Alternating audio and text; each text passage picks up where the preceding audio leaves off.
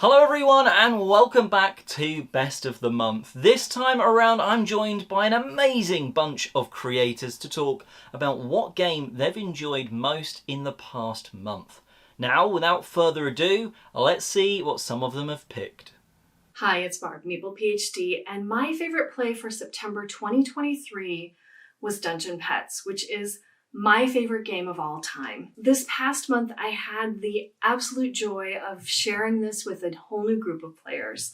Well, not quite whole new, it was me and my spouse, but we were at the Dice Tower retreat. We had a couple of people who wanted to learn how to play Dungeon Pets, and since it is my favorite game, I had the chance to sit down, teach it to them, play it, and it was such a fun experience.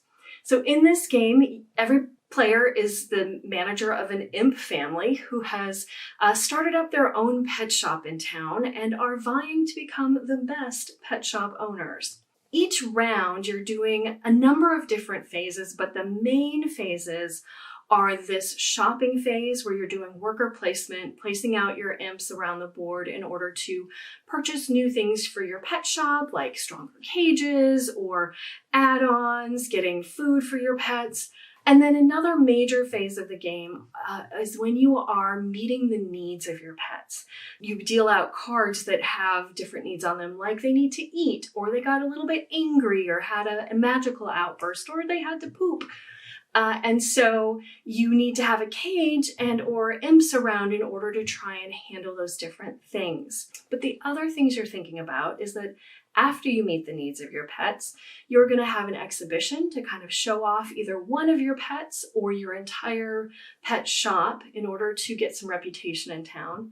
And then you are going to sell some of your pets to these customers who will also give you reputation if you can sell them the right kinds of pets. And one of my favorite parts of this game, as we do this needs phase, I usually tell little stories about what's going on with my pet. And they're not like super in-depth stories, but I had one pet who had a play need, and they happened to be in a cage that had a little pond and an inner tube. And so, I said, oh, they took a spin around, but it's a snake kitty and they don't like water. So then they got a little bit angry. And so you kind of tie some of those things together.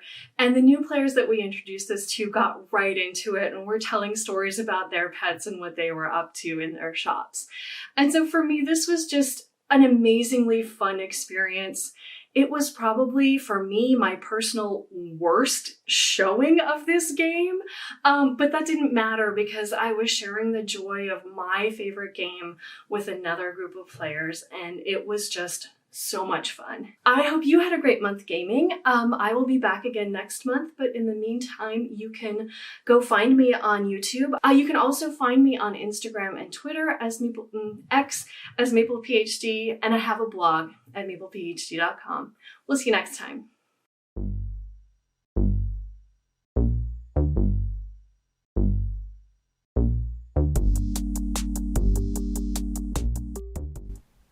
Hello, my name is Wayne from Board Stupid, and this is my game of the month, Endless Winter Paleo Americans by Fantasia Games. Endless Winter is set in 10,000 BCE and pits you as competing tribes trying to survive in Paleolithic North America. The artwork here is by the Miko, who you might recognize from games like Raiders of the North Sea. His touch is all over this design and it's absolutely magic. The rest of the production is phenomenal, by the way. You've got these great little minis who are your clan chiefs. You've got these screen printed meeples who are your workers. Well, they're all workers really. Lots of wooden bits that are all screen printed. These great little molded village pieces as well. It's a remarkable design. Really well done. Great quality cards and everything. So what are you going to be doing on your turn? Well, Endless Winter is a worker placement and deck building game and area control game, and it combines these things really well in a really interesting way. You're going to be sending one of your workers out to do one of the 4 main actions on the board, and then from your hand of cards you're going to be paying for these actions. With the more cards that you commit to the action, the more effective that they're going to be. Then you're going to do a little one-time action, and then if you were the first person there to do that action in the round, you're going to go and get a little bonus. Very nice. You're then going to have an eclipse phase. And kind of like June Imperium, any cards that you haven't played during that round, you're going to commit to the eclipse, and you'll get a bunch of bonuses for that as well. So it might behoove you to keep hold of some cards instead of spending them all when your workers go out to do actions. And doing so can give you some very powerful effects. What else might you be doing in this game? Well, you might go to the hunting grounds. And the hunting grounds is essentially a set collection game where you're going to be collecting different types of animals, and the more of a type that you have, the more points you're going to get. But of course, this is the Paleolithic North American winter. You're going to need to kill some of these sometimes to survive and get their resources, thus taking away from your sets. Lots of decisions to be made there. You could be doing some area control over here on this hex board. You're moving your little tents around the hexes to get bonuses. Eventually creating a triangle of tents and turning them into these villages. And those villages are going to enact some influence on all of the hexes that they touch, which is just marvelous. And that will give you, again, a bunch of stuff during the eclipse phase. You're also going to be moving up these tracks. This track here will give you more points at the end of the game for your leftover resources, which is great. This track on the right here essentially rewards you for culling your deck, which again, is great. What I love about this game is it gives you so many options and all of them feel equally valid. It's a really marvelous design in that respect. It's very democratic. Everything feels like it's useful. You never really feel like you've got a bad choice. You might also be getting these little megalith tiles, which is a way of getting points and extra bonuses. There are a lot of interacting mechanisms here, and it's absolutely remarkable how they all link together so well, and almost seamlessly in fact.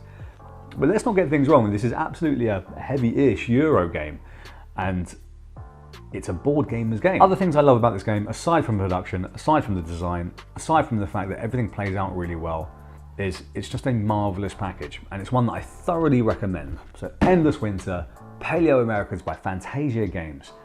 If you like our content, please do give us a follow on Facebook or Instagram at BoardStupid. That's spelled B-O-A-R-D. You can also find our podcast on anywhere you can find your favorite podcast. Again, BoardStupid, spelled B-O-A-R-D. And finally, on our YouTube channel. Please look for us on YouTube. You'll find all of our industry content, interviews with publishers and designers, and game reviews. Thanks for watching, and I'll catch you again real soon. Hi, I'm Will, and with me as always is the one forged in the September steel. Sarah. And we're rolling with two. And it's the month of September, and so our favorite game for September happened to be the exact same game, which was delicious. This is from Pencil First Game. Now, the reason why we liked it so much is it's a very meaty puzzle game wrapped in a very tiny package. So you got a lot of randomization happening with the cards and tokens that come out that everybody then has to deal with. Nobody gets a different type of randomization. We all work with the same. Now, what we do though is works on two levels for the player agency. There's a macro level where you choose how to use the cards, and you only have so many plays of so many types. So for example, using both cards that are available in the positions that they're in is one option versus doing one of the cards in the position it's in, or one of the cards that's in an opposite position. So you have this big macro planning level.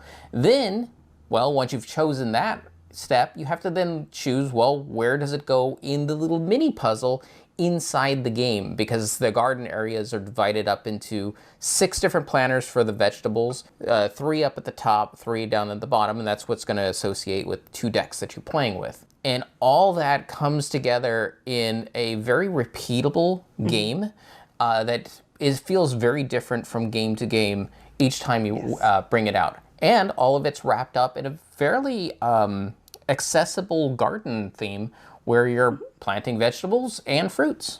Yes, and this is really nice, very accessible to a lot of people because it's a gardening theme. That's, you know, pretty accessible to everybody.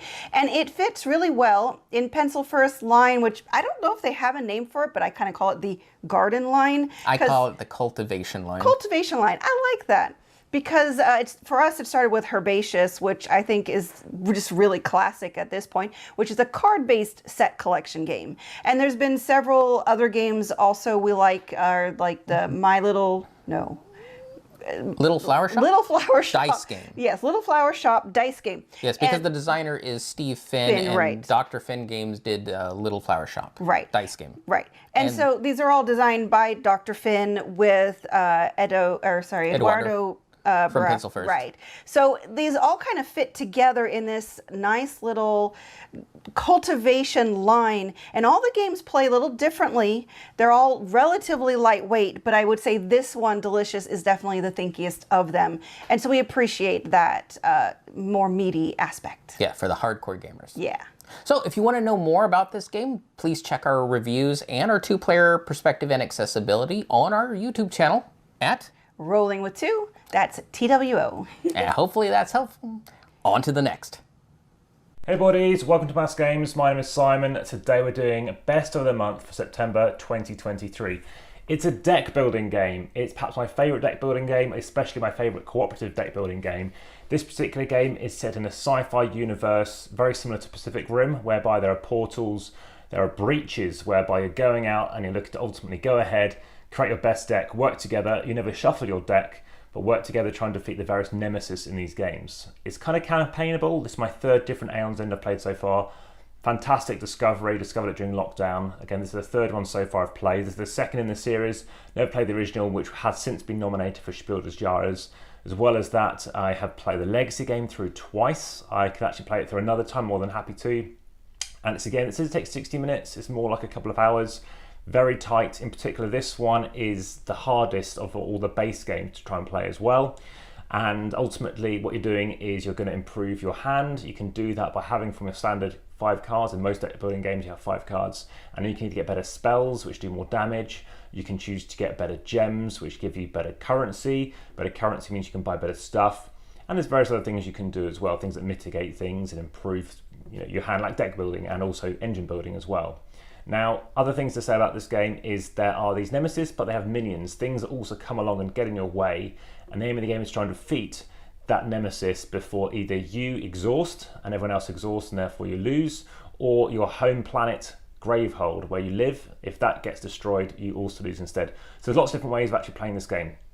Being a deck building game, it's a very heavy box. There's over 1,000 cards in this game, and it's a fascinating experience. It's a great run through. There's 8 different mazes you can play as. I've played through all 8. I've made sure I've played enough times. I've won as all 8, and there's a harder difficulty as well. But for this particular game, I've never attempted it because this, like I said, is fairly brutal to play. I have played at all player counts apart from 4, which I look forward to perhaps trying out tomorrow at time of recording. But if you have any other questions, check out my various videos. Of course, like, subscribe, hit the notification bell as well, and I look forward to speaking to you again soon. But for now, back to the table. For me, there's 2 games that have really stood out as ones we've had a lot of fun with. Now, why 2? Because it's normally only 1 pick. Well, Pathways arrived. We reviewed it when it was on Kickstarter, and it finally arrived again earlier in the month. Really enjoyed that, and it's just a lot of really good, quick dexterity flicking funness. But it's also a game that's sort of been picked before by me, so let's go for something a little bit different, and that would be Deep Dive. Now, Deep Dive I got as part of the Kickstarter for Point City and Deep Dive, and thought, it's got penguins, it looks cute, it looks simple, why not? It didn't cost really too much extra to add it. The shipping extra was like an extra €1 or 2, so it was kind of like, okay, I'm getting one, it won't cost much more to get the second one. I don't know if this is going to stay in the collection forever because it is super light, but it's a push your luck game where it's literally as simple as here are a load of face down tiles at the start of the game at levels 1, 2, 3, 4 and 5. Go to level 1, turn one of the tiles over. If it's bubbles, you've got to go down to the next level. If it's a fish or one of the food types, you could take it, or you can push your luck, leave it there face up and go down a level. Or if it's a predator, you lose that sort of penguin for now at least. If you've decided to go down or forced to go down by an airball, you do the same on the next level down. And the further you go down, the more points you're going to score, but the higher chance of being caught by a predator there is. It's that simple. So you put this game out on the table. It takes a few seconds or a couple of minutes to put all the tiles out, shuffle them and face down in the right order. And then you're like, right, this is how we play the game. You're going to take your first turn. It's riskier the further down you go, but the more points you'll get. So you go here, turn a tile over. They turn one over. Oh, it's 2 points. Okay, do you want to take that and it's yours? Or do you want to push your luck and go for more points further down? That is how simple it is. And you're playing that quickly. There is like no teach. And we've had a lot of fun pushing our luck with this one. I kind of didn't expect it to be as much fun. No! While it's called Deep Dive, there's no depth in strategy other than, well, a couple of the predators have turned up in that area, so the chances of me getting another one are a bit lower. And that's about it. You go with your gut instinct of, is it worth the risk? Should I push my luck? And I don't always like push your luck, but this is so simple and so just that one pure mechanic and so fast, snappy decisions. Yeah, absolutely have really enjoyed Deep Dive this month. What more can I say? It's my best of the month. Now on with some more creators. Hi everybody, Arwen Kathke here from the Cardboard Time podcast. My podcast releases every other Tuesday at 5 a.m. Eastern. You can find it wherever you find your favorite podcasts or on anchor.fm/cardboardtime. And my best of the month is Sagrada Artisans. Now I have a couple of reasons why I absolutely loved this game. The first one's the box. Look at this. How shiny it is. Beautiful. Gorgeous, gorgeous box. Along with the gorgeous box is the coloring that you're going to be able to do in this game. Now look at how pretty your player board's going to be when you're done with it. You get to color those in as you're finding those dice, as you're drafting them. You're filling in those colors, you're filling in those numbers, and you get a very beautiful board at the end of the game. Now, Sagrada Artisans is all about building stained glass windows. You are building La Sagrada Familia. You are working with your family of artisans and trying to one-up other artisan families in constructing this marvel. And it is a legacy game. And look at all the content that this game comes with. We are in the middle of the game. We are 2 games in, and we are having a blast unlocking new content and having a great time with it. Some really big discoveries like right up front, which was really engaging, kind of changing up that traditional Sagrada formula, which was super nice. And the big reason that this is my best of the month is the color vision friendliness.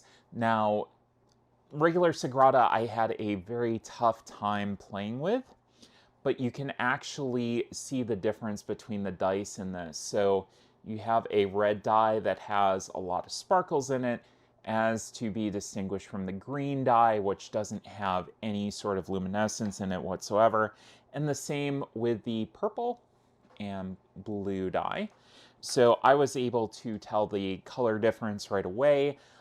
The player boards themselves, what colors they require in certain spots, are also differentiated, and that is labeled. So that was super appreciated for me, who absolutely loved regular Sagrada, but had a really tough time playing it because of my color vision issues. So that was Sagrada Artisans, and I am Arwen Kathke from the Cardboard Time podcast. Hi, I'm Josh from the YouTube channel Joshyaks, where I talk primarily about topics related to unplugged hobbies such as board gaming and books. And my pick for my favorite game that I played in the month of August that I haven't talked about in a previous Best of the Month segment is My City. This game is Rainer Knizia's take on a legacy style game, which is essentially a campaign game where players make permanent alterations to the game and its components as the campaign progresses from game to game. So I've been playing through my city with one other person, so we've been playing it as a 2-player campaign, and we have completed 6 of the 8 chapters in the game. The game has 8 chapters, each of which is divided up into 3 games. So basically the first game in each chapter is going to introduce a new, relatively big change to the game, and then the following 2 games in the chapter will allow you to explore this new concept while making very, very minor changes in between each game at best. I won't spoil anything about this game. Any pictures that you see in this video are just pictures of the very first of the 24 games in the campaign, and it's nothing that you can't see on the back of the box anyways.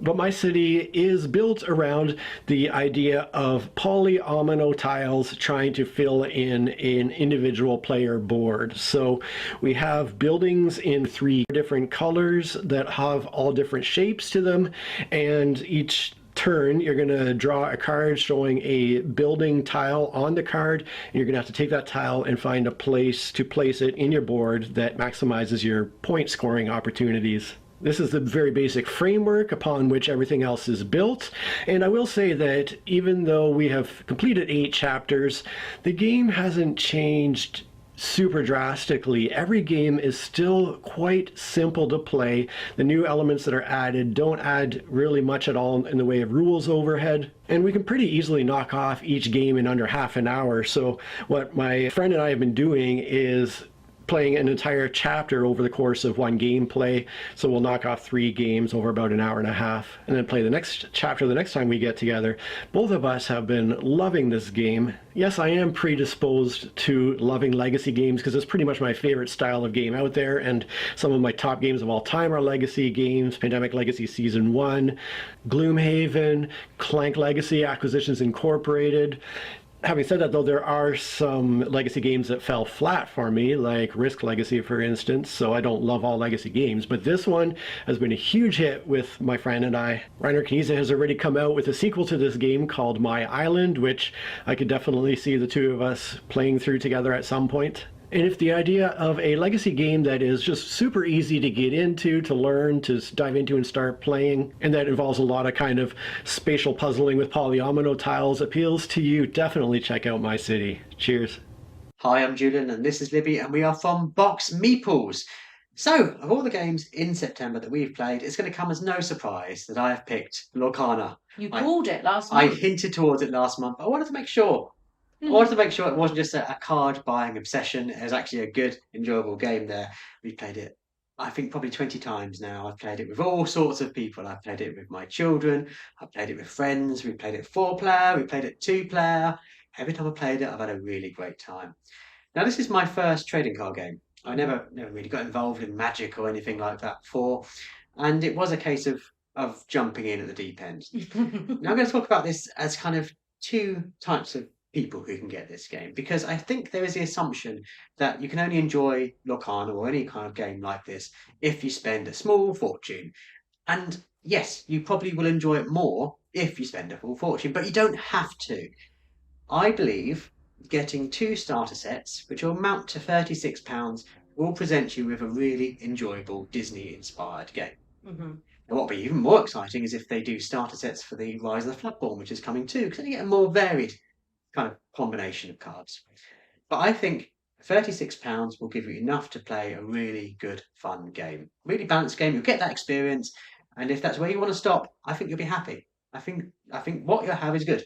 Yeah. I mean, the collector kind of vibe does rear its ugly head at times, and then you kind of are chasing boosters and basically looking for the last 3 great cards in the pack. But if you feel like you're more restrained and are able to just have what you've got and play at home, if you're not going out competitively to play, then for sure you can play the game great. You can get a good mix of the ink values that you need in it. You'll have a nice mix of characters, and that's good.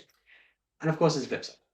There is that collector mentality. There are going to be those people who look through all of the cards and go, I need to buy 4 bells.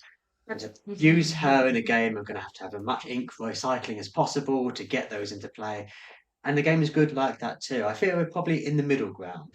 We've got a lot of cards. We've been very fortunate to get our hands on I think all of the kind of first 2 tiers, the common and the uncommon. I think we've got all of those, and also enough to have 4 of each one in many occasions. So we have a quite large selection of cards, and we can now start tailoring our decks and playing more to our strengths. So we are very fortunate in that way. I do enjoy the game more like that.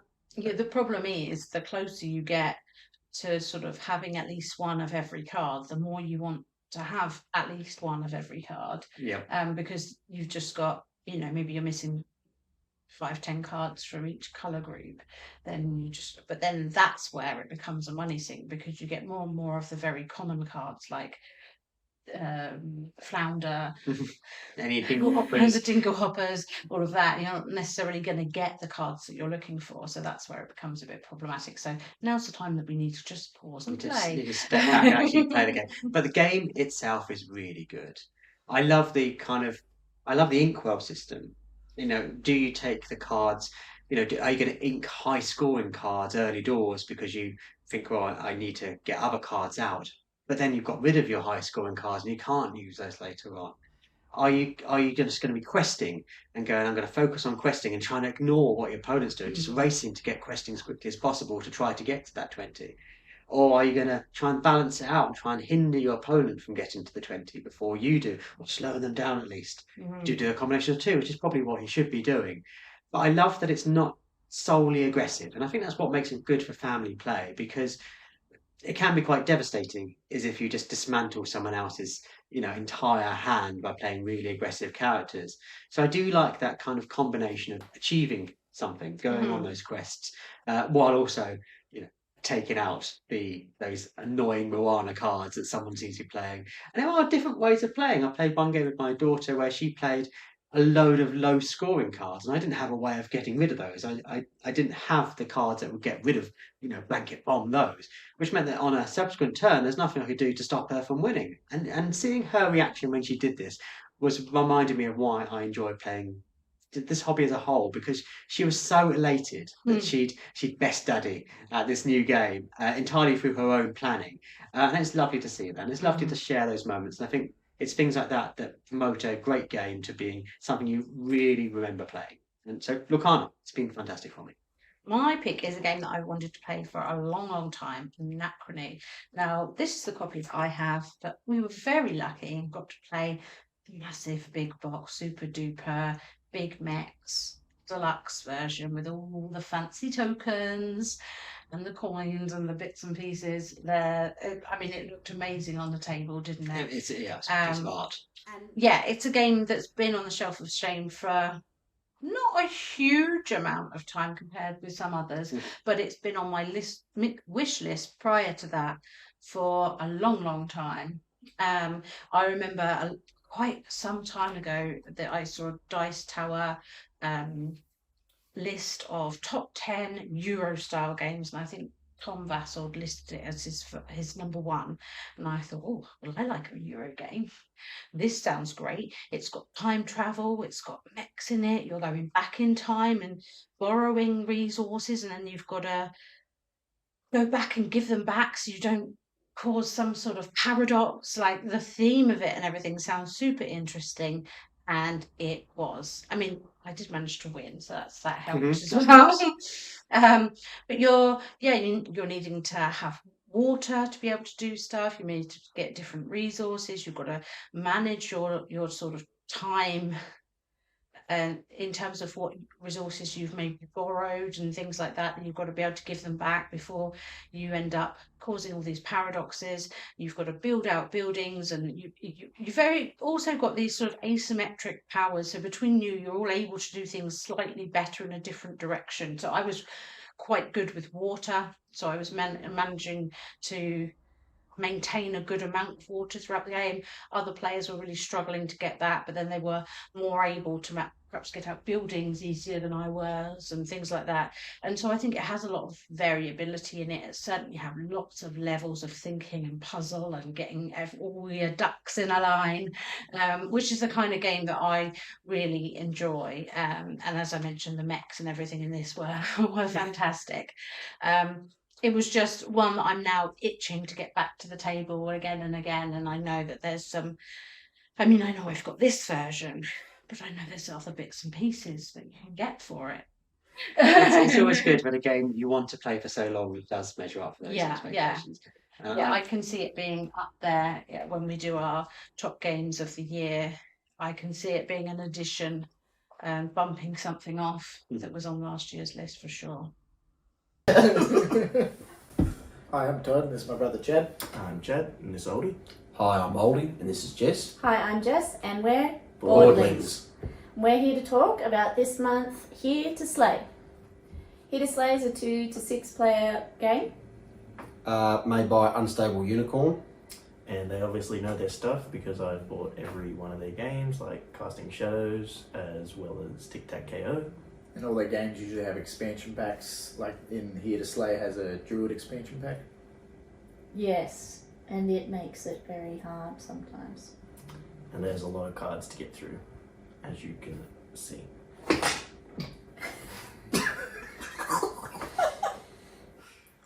$134. Here to Slay is one of our favourite games because, for me, I like to try and collect them all.